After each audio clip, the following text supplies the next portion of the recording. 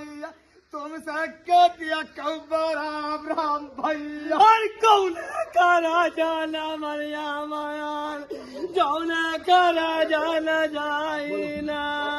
और कोई का कह दिया कौबा राम राम भैया बोला कह दिया कौबा राम राम भैया और कौन का राजा न जाया बोल का राजा न जाए तो ऐसा कह दिया कौबा बगीचा दिया कौ लचरिया दिया कौ बगीचा रहा और कौन का राजा मनरिया मनरिया जारा का राजा न जाइना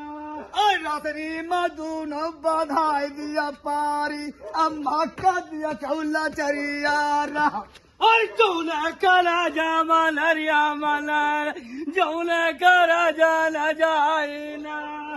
तो ऐसा कह दिया कौबा राम राम भैया बाधव कर रात्रि मधुन बधाई और कौन का राजा मनरवा न जाए जाला का राजा न जाइना